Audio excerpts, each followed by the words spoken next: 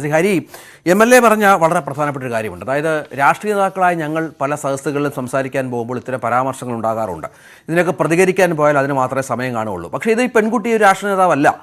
അവർക്ക് ഒരുപക്ഷെ രാഷ്ട്രീയ നേതാവിൻ്റെ അനുഭവ പരിചയമോ പക്വതയോ ഒന്നും കാണാത്തൊരു പെൺകുട്ടിയാണ്. പക്ഷേ അവൾ ചൂണ്ടിക്കാട്ടിയ വളരെ പ്രധാനപ്പെട്ട കാര്യം, ഞാൻ അടുത്ത പാട്ട് പാടുമ്പോൾ അത് മാപ്പിളപ്പാട്ടായില്ലെങ്കിൽ എന്നെ അടിക്കും എന്ന് പറയുന്ന ആൾ സ്റ്റേജിലേക്ക് കയറി വരൂ, എനിക്കങ്ങനെ അത് അംഗീകരിക്കാൻ സാധിക്കില്ല എന്ന് പറയുന്നു. ആ പെൺകുട്ടി ധീരമായി പറയുന്നു.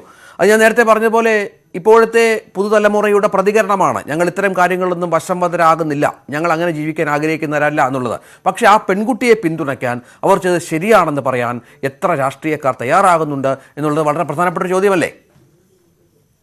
100% എന്നല്ല, 150% ഞാൻ ആ പെൺകുട്ടിയുടെ ഒപ്പം തന്നെ നിൽക്കുക. കാരണം ഈ സെബാസ്റ്റ്യൻ കുളത്തെങ്കിൽ അദ്ദേഹം അങ്ങനെ പറഞ്ഞില്ലെങ്കിലേ എനിക്ക് അതിനകത്തൊരു അത്ഭുതമായിട്ട് തോന്നുന്നു.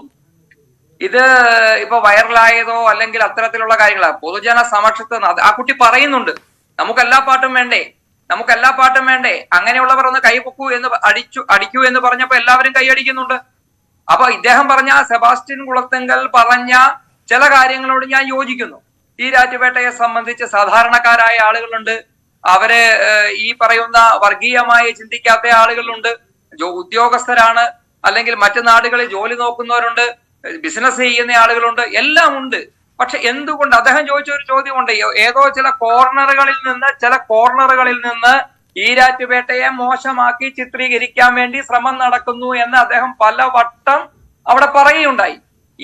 ഈ പറയുന്ന സംഗതി തന്നെയാണ്, അല്ലെങ്കിൽ അദ്ദേഹം ഉൾപ്പെടെയുള്ള ആളുകൾ ഇങ്ങനെ പറയുന്നതാണ്, തെറ്റാണ് എന്ന് പറയാതെ അതിനെ വെള്ളപൂശിക്കൊണ്ട്, അതിനെ വളരെ വെള്ളപൂശിക്കൊണ്ട് ബാക്കിയുള്ള ആളുകളൊക്കെ, അല്ലെങ്കിൽ ആ കുട്ടി ചെയ്തത് അത് ശരിയായില്ല, അല്ലെങ്കിൽ ആ ഒരു നിലപാടാണ് എന്ന് പറയുന്നതാണ് ഈ ഇത്തരം വിഷയങ്ങളെല്ലാം ഉണ്ടാവാനുള്ള ആ ഈരാറ്റുപേട്ടയിൽ ഉണ്ടായിക്കൊണ്ടിരിക്കുന്ന കാര്യങ്ങൾ.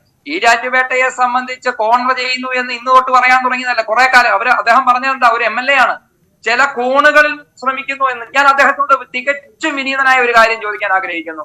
സർ, തൊട്ടു മുമ്പ് സാർ അറിഞ്ഞിട്ടുണ്ട്, ഒരു പെൺകുട്ടി അവിടെ ഒരു ലാബ് തുടങ്ങുന്നതുമായി ബന്ധപ്പെട്ട് ലാബ് തുടങ്ങുവാൻ വേണ്ടി അവിടുത്തെ ഒരു കൗൺസിലറെ വിളിക്കുന്ന സമയത്ത് നമ്മൾ ഈ കേരളം കണ്ടതാ, കേരളം ചർച്ച ചെയ്തതാ, നിങ്ങൾ വെച്ചിരിക്കുന്ന അരുവിത്തറ എന്ന് പറയുന്ന പേര് മാറ്റിയാൽ മാത്രമേ, അല്ലെങ്കിൽ അങ്ങനെ വെക്കാൻ നിങ്ങൾക്ക് ഇവിടെ ലൈസൻസ്, അവനെ ഭീഷണിപ്പെടുത്തുന്ന സ്വരത്തില് അതൊരു കൗൺസിലർ സംസാരിക്കുക.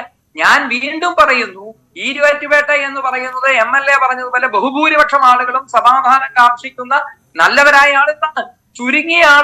വളരെ ചുരുങ്ങിയ ആളുകൾ, ഇത്തരത്തിലുള്ള ആളുകൾ അവിടെ വിളിക്കുന്നുണ്ടല്ലോ വേദിയിലേക്ക്, അദ്ദേഹത്തെ വിളിക്കുന്നില്ലേ?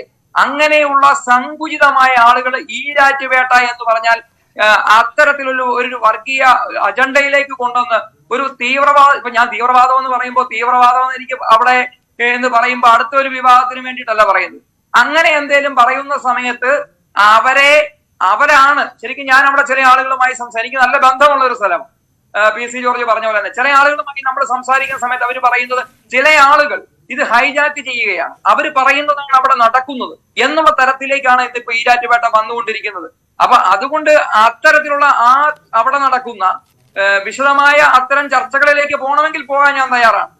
ഈരാറ്റുപേട്ട എന്ന് അദ്ദേഹം വളരെ ആവേശപൂർവ്വം വിളിക്കുമ്പോൾ ഞാൻ ഈ ചർച്ചയെ പറയാൻ ആഗ്രഹിക്കായി. അങ്ങനെയാണെങ്കിൽ ഞാനൊരു ഫേസ്ബുക്ക് പോസ്റ്റില് അവിടെ പൗരത്വ ഭേദഗതി ഇതുമായി ബന്ധപ്പെട്ട എന്റെ ഫേസ്ബുക്കിൽ ഒരു കാര്യം കുറിച്ചപ്പോ പലതവണയും, ഇനി അത് മാത്രമല്ല പലതവണയും എന്റെ ഫോൺ കോളിൽ വിളിച്ച ഫോൺ റെക്കോർഡുകൾ എന്റെ കൈവശമുണ്ട്.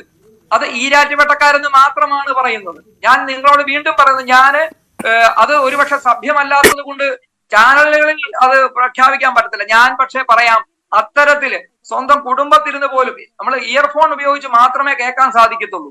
അത് ഒന്നും രണ്ടും പേരല്ല, നിരവധി ആളുകൾ. ഇന്നാളെ PC ജോർജ് പറഞ്ഞ രാത്രിയിലൊക്കെ ഇങ്ങനെ കോള് വരികയെന്ന് പറഞ്ഞവനെ എന്റെ കയ്യും കാലും വെട്ടും ഈരാറ്റുപേട്ടയിലേക്ക്. ഞാനൊരു ഫേസ്ബുക്ക് പോസ്റ്റ് ഇട്ടാൽ എന്റെ മൗലിക സ്വാതന്ത്ര്യം പോലും കട്ട് ചെയ്യുന്ന രീതിയിൽ എന്നോട് പറഞ്ഞ കാര്യമാണ് ഞാൻ പറയുന്നത്, ഈ ചാനലിന് മുമ്പിൽ പറയുന്നത്. എന്റെ കയ്യും കാലും വെട്ടി അവര് വണ്ടി വിട്ടുതരാം, ഈരാറ്റുപേട്ടയിൽ നിന്ന് വണ്ടി വിട്ടുതരാം, ഈരാറ്റുപേട്ടയിൽ വന്നാൽ എന്റെ കയ്യും കാലും വെട്ടുമെന്ന്. അത് ഈരാറ്റുപേട്ടക്കാരാണെന്ന് പറഞ്ഞത്. ഇതാണോ ഈരാറ്റുപേട്ടയുടെ സംസ്കാരം? MLA ഒന്ന് പറയണം, ഇതാണോ ഈരാറ്റുപേട്ട? അങ്ങനെയുള്ള ആളുകൾ ഉണ്ട് എന്ന് മാത്രമാണ്. അങ്ങനെയുള്ള കള്ള നാണയങ്ങളെ തള്ളിപ്പറയാൻ